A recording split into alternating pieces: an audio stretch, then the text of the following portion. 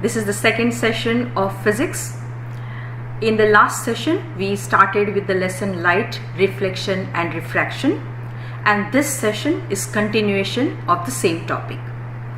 Can you all see a picture towards the left side of your screen? And can you all identify who this personality is?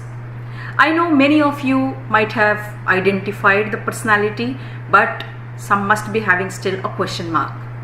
So let me just tell you, children, this is the picture of the great physicist of India, Dr. C.V. Raman. And my intention to put up this picture over here is because the invention which Dr. C.V. Raman has done is related with light. His discovery is famous with the name Raman effect, and he is the one who explained to the entire world why sky appears blue in color. See, in our science textbooks, we have learnt about many scientists, but most of them are either European scientists or they are British scientists. But we have very less information about our Indian scientists and their contribution in the field of science.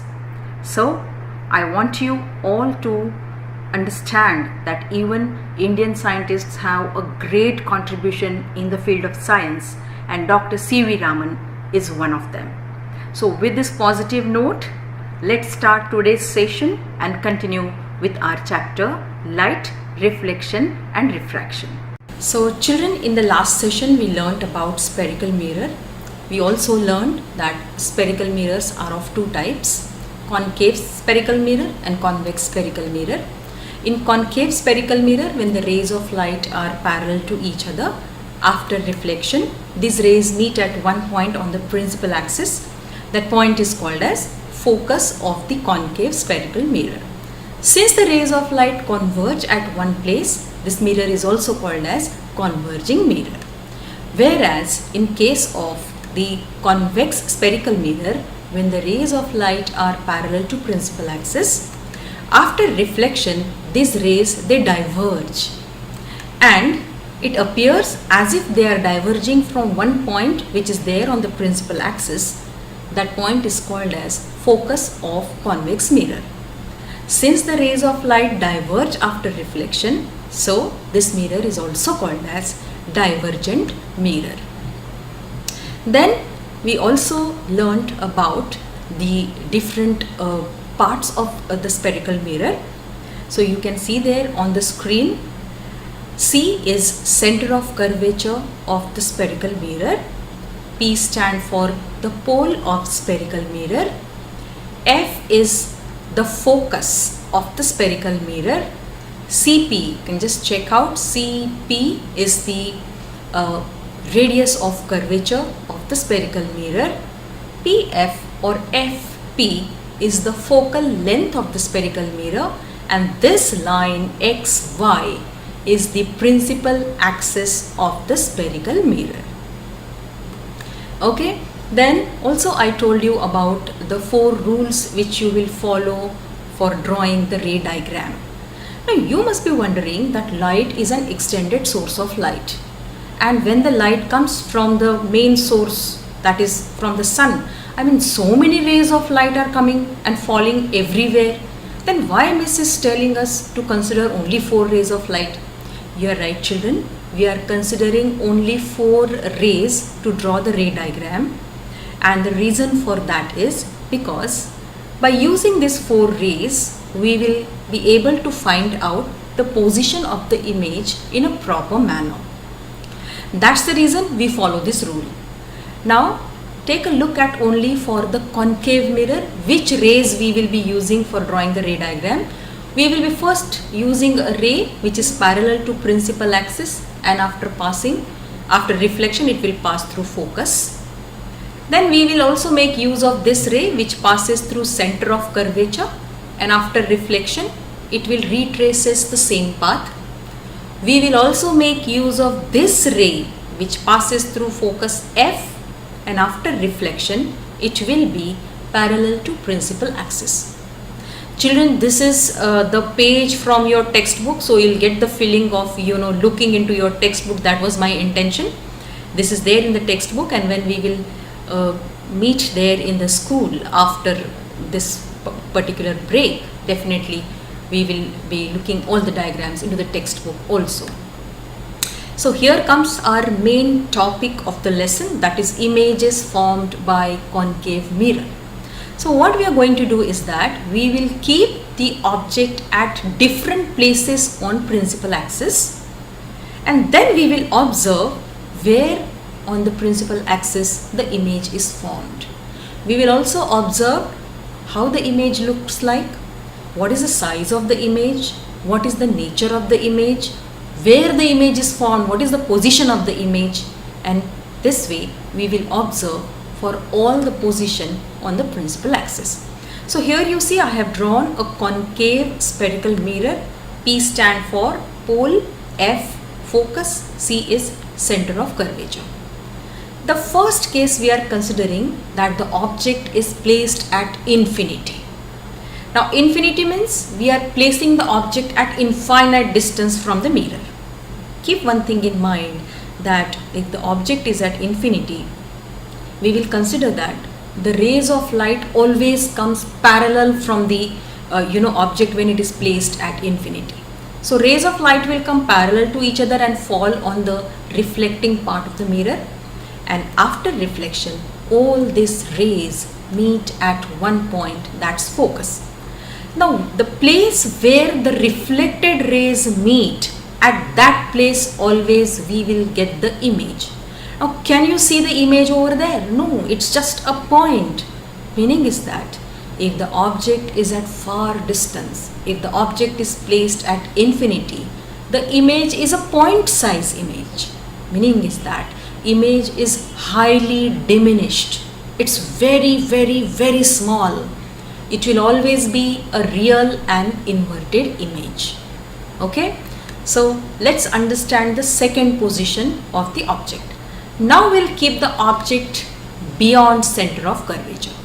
Can you see this? The object is placed beyond center of curvature. Now we will make use of the rules which we have learned to draw the ray diagram to find out where the image is formed. So your first rule, the ray of light parallel to principal axis. From where will it go after reflection? Just recollect the rule. It will always pass through focus F after reflection. This is our rule for drawing the ray diagram. The second rule I'll consider, that the ray of the light which passes through center of curvature, and after reflection it retraces the same path. Now find out the place where both the reflected rays meet. Okay, they are meeting at this particular point, and there we get the image. Can you see the object image now, and can you compare the size of the image and size of the object? You will observe that size of the image is smaller than that of size of the object. So I can say that when the object is placed beyond C, the image is formed between C and F. The image is diminished. You can say that it is smaller than the object.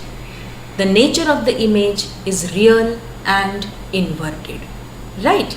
Now you must be wondering, Miss, why are we placing the objects at different places? What is the use of that? You are absolutely right, children. Now you all have seen a cricket match, the stadium you all have seen when the matches are at night, they use floodlights.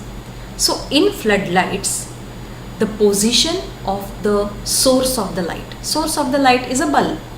So the position of the bulb is always placed beyond center of curvature.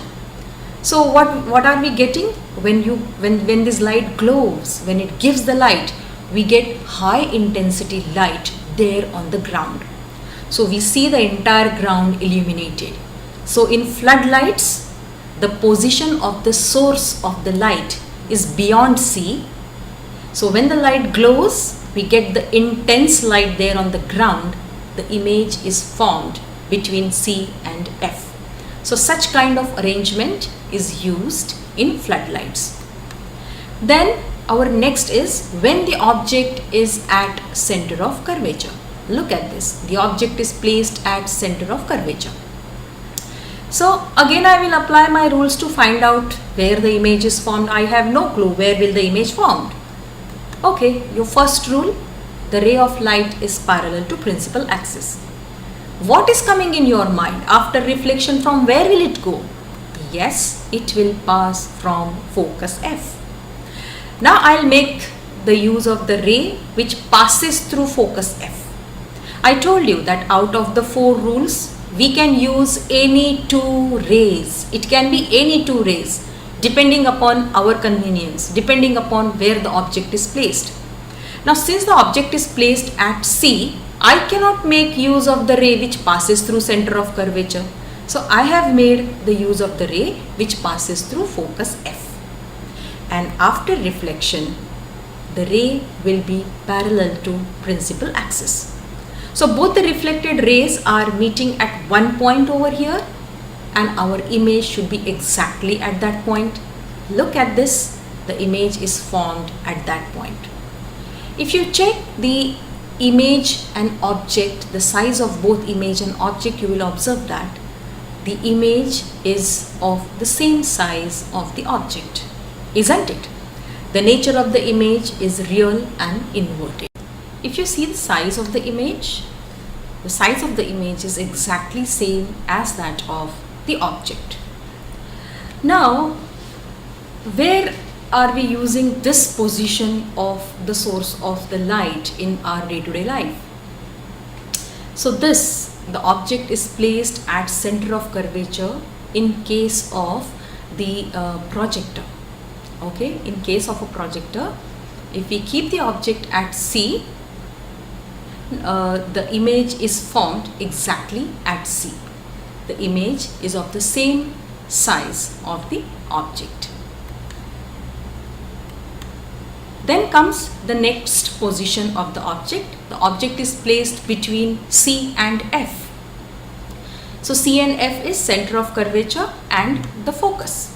So when the object is placed between C and F, you see there, object is between C and F. Let's find out where the image is formed.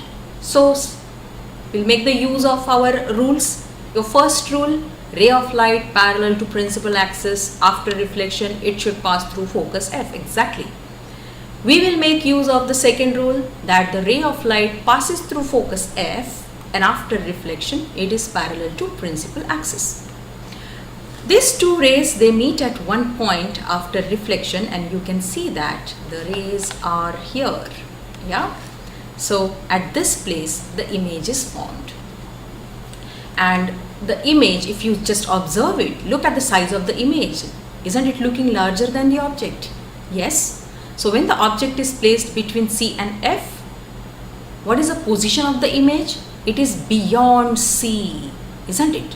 It's beyond C and it is larger than the object. I can say that the image is enlarged image.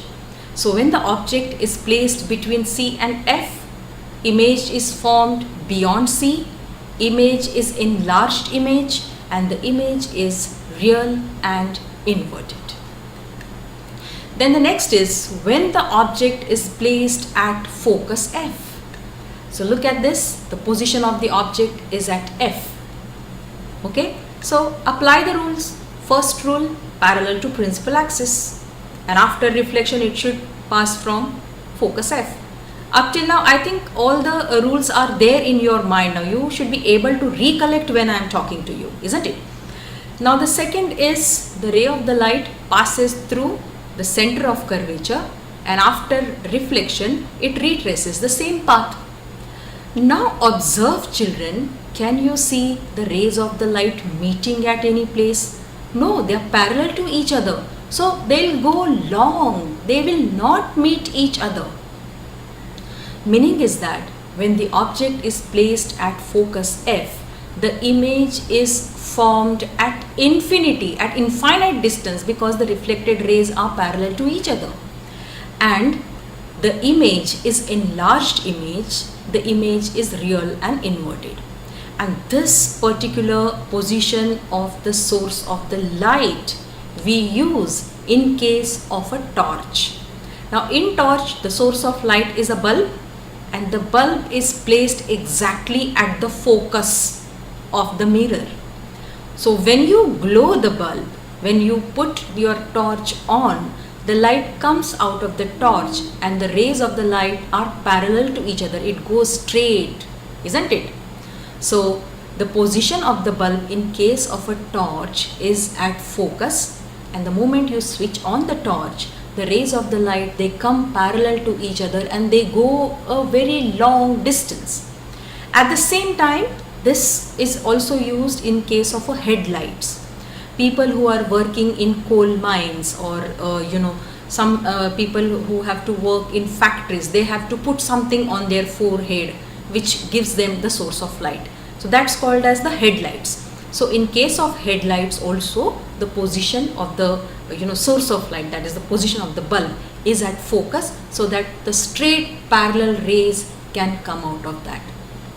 So just a small thing, children, there is one movie of Amitabh Bachchan, that is Kala Patthar, that is based on the people who are working in coal mines. So if you watch that movie, you will see that they put this headlights there on their forehead, and when they go inside the coal mines, this headlight is used. The reason behind that is it's a good movie, so you all can watch it. Yeah. So okay, next. So next is the object between F and P, right? F and P means pole and the focus. So when you place the object between pole and focus, let's see where we will get the image. So your first rule, parallel to principal axis after reflection passes through focus F. Now I'll make use of the second rule, that is when the ray of light passes through center of curvature, it retraces the same path. But observe over here that after reflection, the rays of light are not meeting at one place. But if I extend the rays of light on the other side of the mirror, you will observe that these two rays appear to meet at one point. Just recollect the previous session, dear children. I told you that when the rays of light appear to meet at one point, we call that image as a virtual image. So we get a virtual image which is enlarged in size, which is bigger than the object, but this image we cannot bring on the screen. So when the position of the object is between F and P, the image is formed on the other side of the object. The image is virtual image and it is enlarged in size. It is virtual and erect. Erect means the image is upright like this.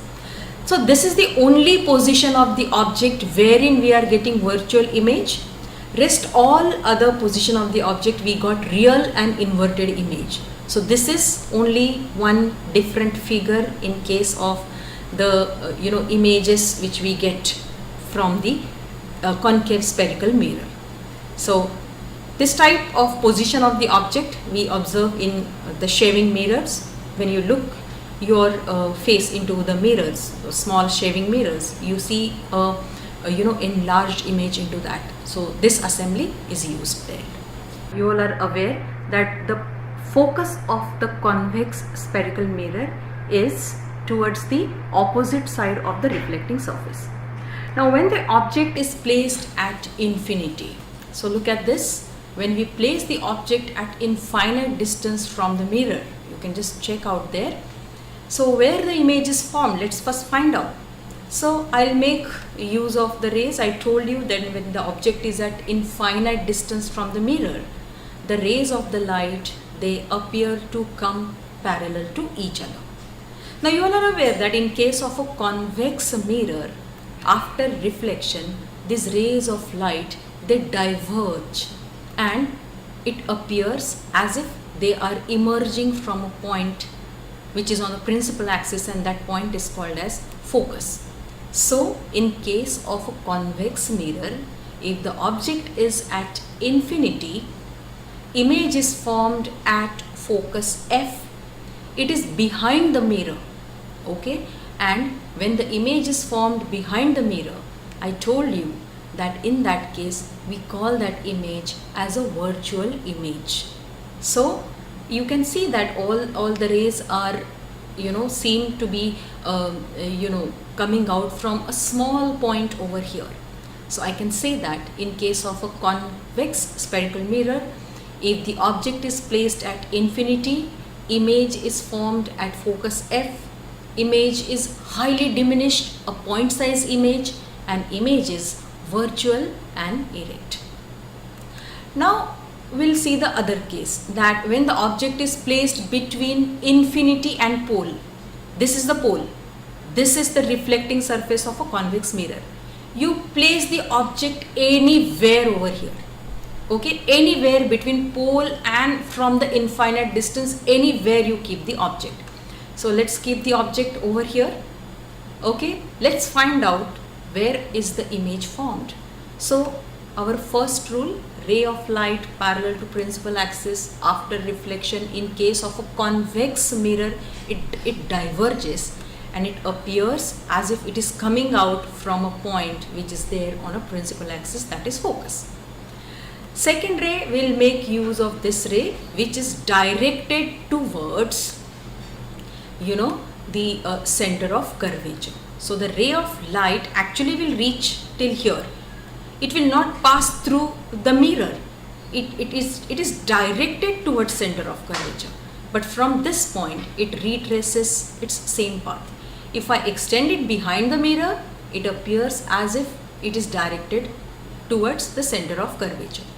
Now see, both the rays, they meet at one point at this particular place, and at that point we can see the image.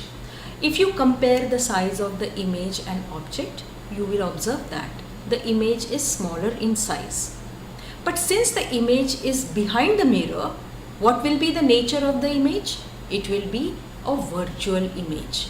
So we can say that when the object is placed between pole and infinity, anywhere between these 2 points on the principal axis, the image of the object will always formed between focus and the pole of the mirror. The image is a virtual image. The image will always be smaller than the object, and the image will be an erect image. So just find out in our day-to-day life, where are we using this? So children, we are using this in the rear view image of the vehicles. So in the vehicles, the mirrors which are placed towards right side and left side, those mirrors are convex mirrors. So you can see the vehicle which is coming from behind your vehicle from long distance. You can see the vehicle in a smaller size, the image is a small image, but you can see a wider view into that mirror. Children, our next topic, I'll just say just a revision. I already told you when we were drawing the ray diagrams, uses of concave mirror. So you can just see over here, concave mirror is used in torch. I told you that in case of a torch, the position of the source of light is at focus. Then and only then you get a parallel beam of a light.